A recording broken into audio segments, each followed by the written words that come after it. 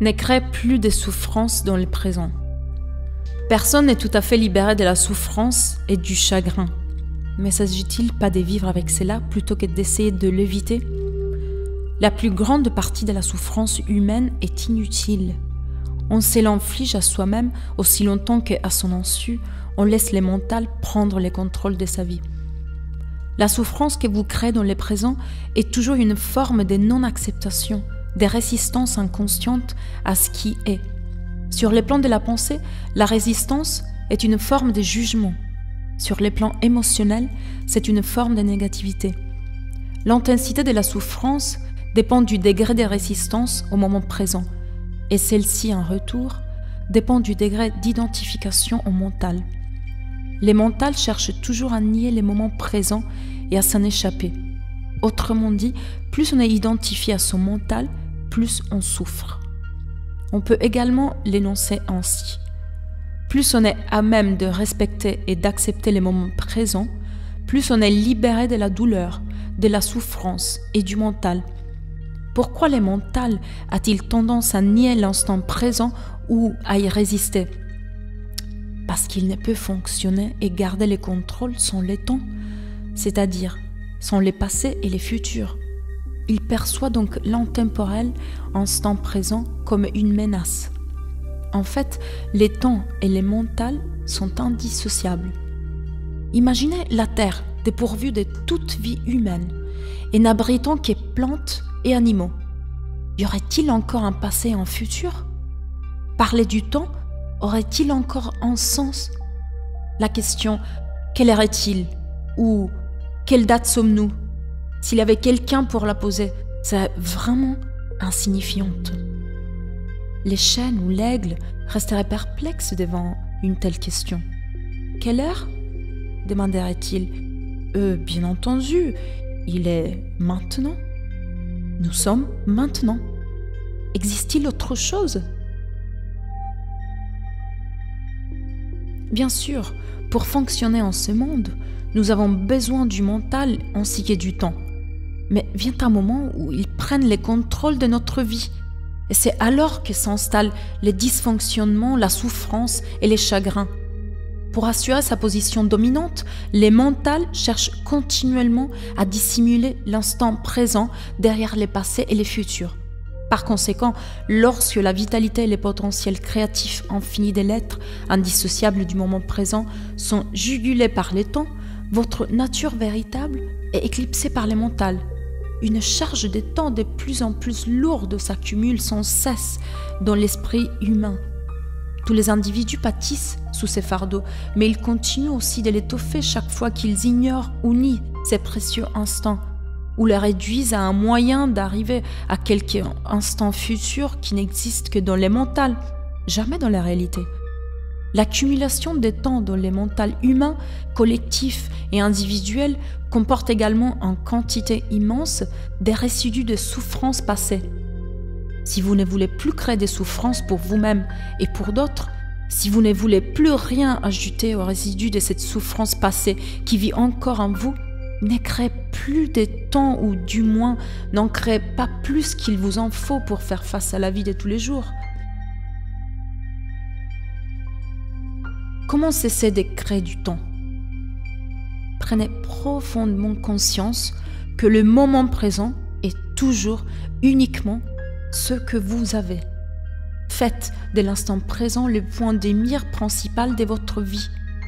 Tandis qu'auparavant, vous habitiez les temps et accordiez de petites visites à l'instant présent, faites du maintenant votre lieu de résidence principal et accordez de brèves visites au passé et au futur lorsque vous devez affronter les aspects pratiques de votre vie.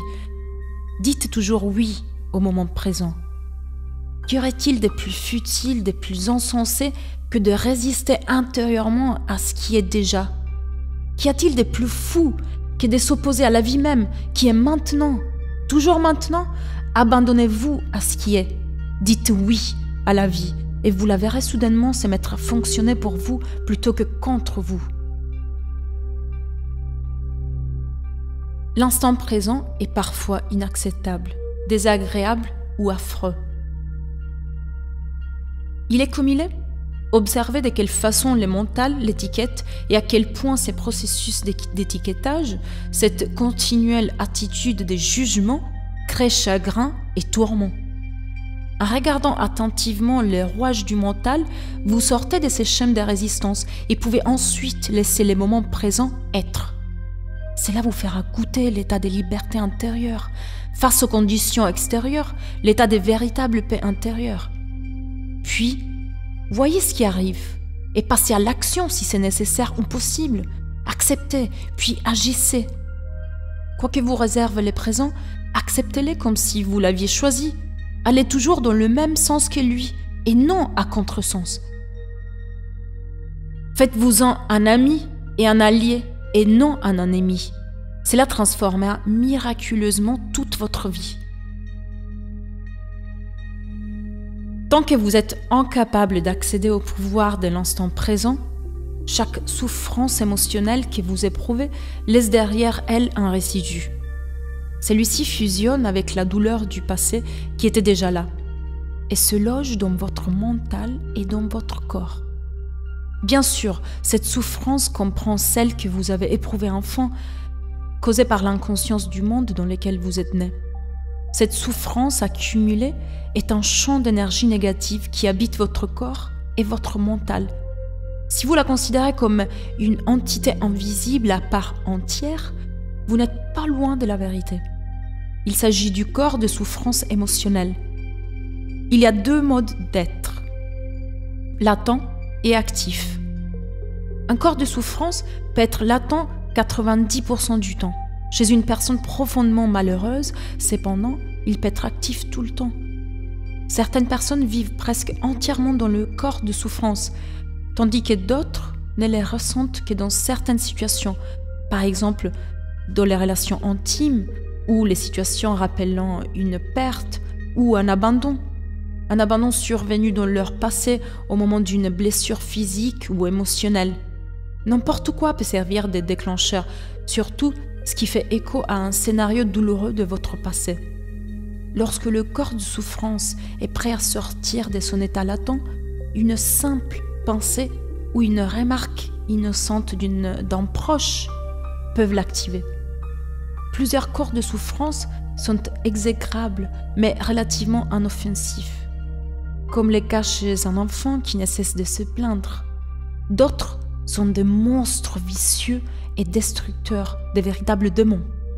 Certains sont physiquement violents, alors que beaucoup d'autres les sont sur le plan émotionnel. Ils peuvent attaquer les membres de leur entourage ou leurs proches, tandis que d'autres préfèrent assaillir leur hôte, c'est-à-dire vous-même. Les pensées et les sentiments que vous entretenez à l'égard de votre vie deviennent alors profondément négatifs et autodestructeurs. C'est ainsi que les maladies et les accidents sont souvent générés. Certains corps de souffrance mènent leur hôte au suicide. Si vous pensiez connaître une personne, ce sera tout un choc pour vous que d'être soudainement confronté pour la première fois à cette créature étrangère et méchante. Il est cependant plus important de surveiller les corps de souffrance chez vous que chez quelqu'un d'autre. Remarquez donc tout signe d'émorosité, peu importe la forme qu'elle peut prendre. Ceci peut annoncer le réveil du corps de souffrance, celui-ci pouvant se manifester sous forme d'irritation, d'impatience, d'humeur sombre, d'un désir de blesser, de colère, de fureur, de dépression, d'un besoin de mélodrame dans vos relations, et ainsi de suite. Saisissez-le au vol dès qu'il sort de son état latent. Les corps de souffrance veulent survivre, tout comme n'importe quelle autre entité qui existe, et ne peut y arriver que s'il vous amène à vous identifier inconsciemment à lui. Il peut alors s'imposer, s'emparer de vous, devenir vous et vivre par vous. Il a besoin de vous pour se nourrir. En fait, il puisera à même toute expérience entrant en résonance avec sa propre énergie, dans tout ce qui crée davantage de douleur, sous quelque forme que ce soit la colère, un penchant destructeur, la haine, la peine, un climat de crise émotionnelle, la violence et même la maladie. Ainsi, lorsqu'il vous aura envahi, les corps de souffrance créera dans votre vie une situation qui reflètera sa propre fréquence énergétique afin de s'en abreuver. La souffrance ne peut soutenir qu'elle-même. Elle ne peut se nourrir de la joie qu'elle trouve vraiment indigeste. Lorsque le corps de souffrance s'empare de vous, vous en redemandez.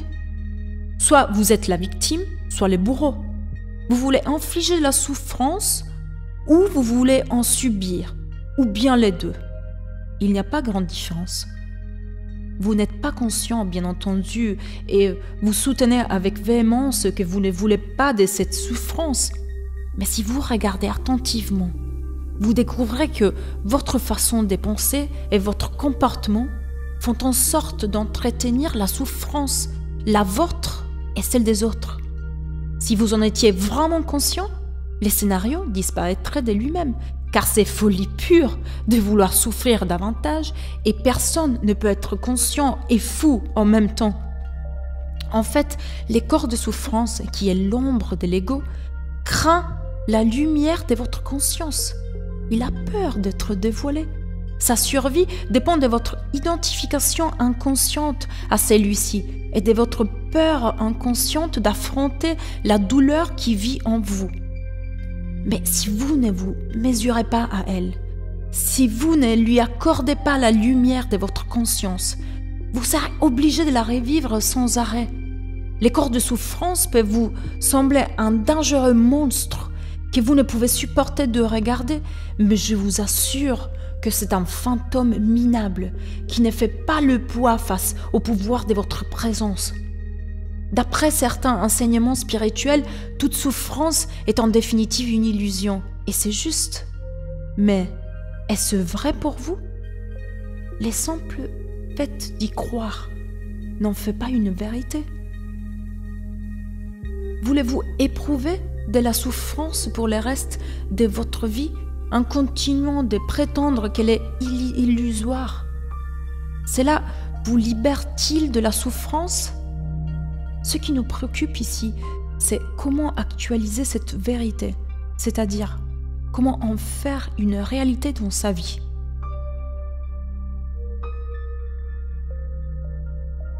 En somme, les corps de souffrance ne désirent pas que vous l'observiez directement parce que ainsi vous le voyez tel qu'il est.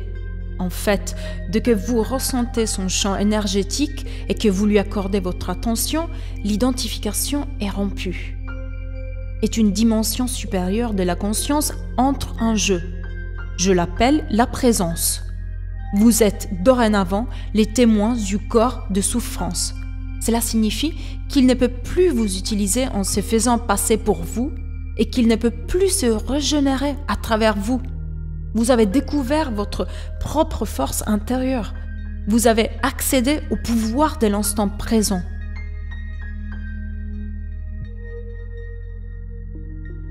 Mais qu'advient-il du corps de souffrance lorsque nous devenons suffisamment conscients pour rompre notre identification à celui-ci?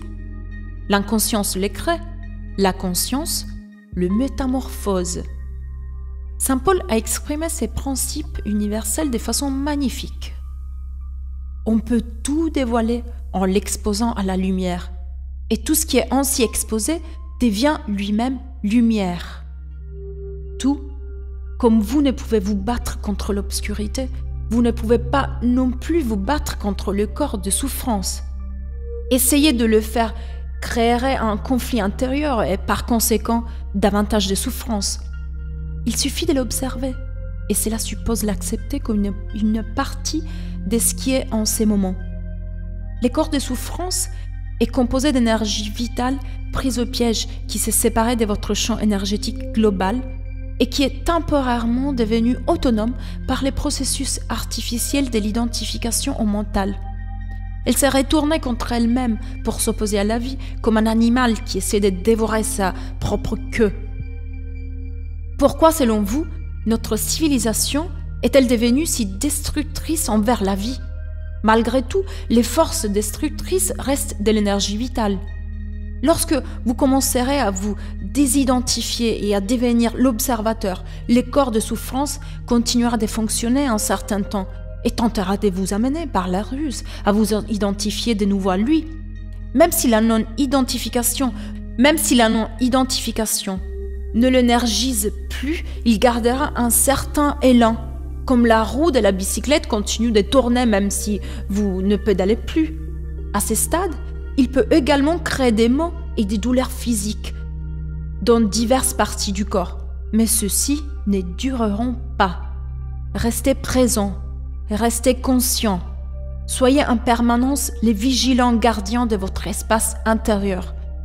Il vous faut être suffisamment présent pour pouvoir observer directement les corps de souffrance et sentir son énergie. Ainsi, il ne peut plus contrôler votre pensée. Dès que votre pensée se met au diapason du champ énergétique de votre corps de souffrance, vous y êtes identifié et vous les nourrissez à nouveau de vos pensées.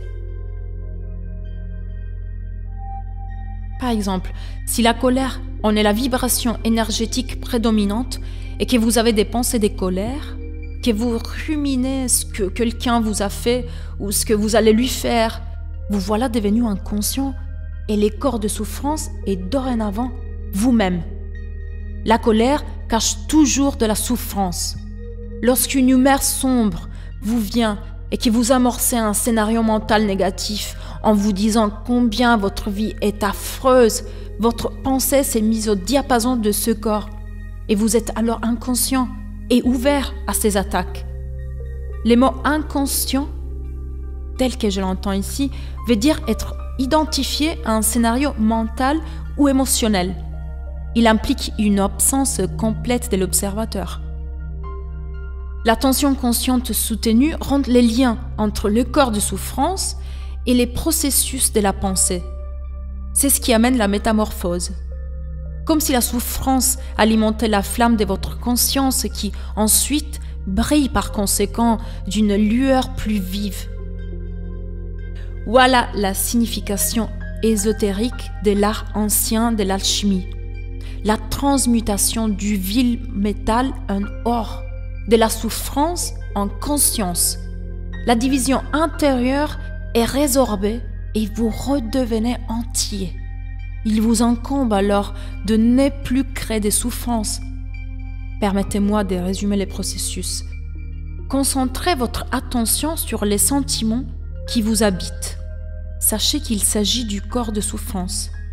Acceptez le fait qu'il soit là. N'y pensez pas.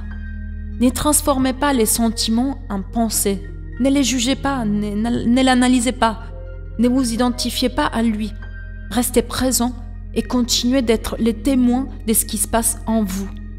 Devenez conscient non seulement de la souffrance émotionnelle, mais aussi de celui qui observe. De l'observateur silencieux. Voici ce que les pouvoirs de l'instant présent, les pouvoirs de votre propre présence consciente.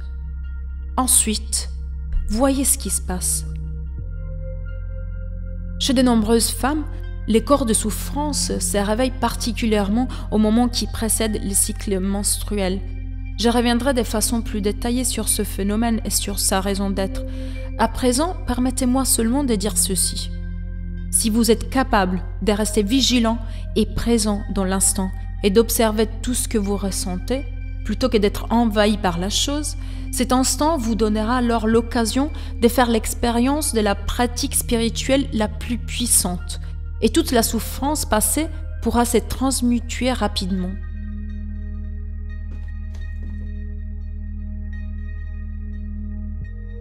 Le processus que je viens de décrire est profondément puissant mais simple. On pourrait l'enseigner à un enfant, et espérons qu'un jour ce sera l'une des premières choses que les enfants apprendront à l'école. Lorsque vous aurez compris les principes fondamentaux de la présence en tant qu'observateur de ce qui se passe en vous et que vous les comprendrez par l'expérience, vous aurez à votre disposition les plus puissants des outils de transformation. N'ayons pas l'effet que vous rencontrerez peut-être une très grande résistance intérieure intense à vous désidentifier de votre souffrance. C'est ça particulièrement le cas si vous avez vécu étroitement identifié à votre corps de souffrance la plus grande partie de votre vie et que l'essence de votre identité personnelle y est totalement ou partiellement investie. Cela signifie que vous avez fait de votre corps de souffrance un moi malheureux et que vous croyez être cette fiction créée par votre mental. Dans ces cas, la peur inconsciente de perdre votre identité entraînera une forte résistance à toute désidentification. Autrement dit, vous préféreriez souffrir, c'est-à-dire être dans le corps de souffrance, plutôt que de faire un saut dans l'inconnu et de risquer de perdre ce moi malheureux mais familier. Si tel est votre cas, examinez cette résistance. Regardez de près l'attachement à votre souffrance. Soyez très vigilant. Observez les plaisirs curieux que vous tirez de votre tourment, la compulsion que vous avez d'en parler ou d'y penser. La résistance cessera si vous la rendez consciente. Vous pourrez alors accorder votre attention au corps de souffrance, rester présent en tant que témoin et ainsi amorcer la transmutation. Vous seul, vous pouvez le faire. Personne ne peut y arriver à votre place. Mais si vous avez la chance de trouver quelqu'un d'intensement conscient, si vous pouvez vous joindre à cette personne dans l'état de présence, cela pourra accélérer les choses. Ainsi, votre propre lumière s'intensifiera rapidement.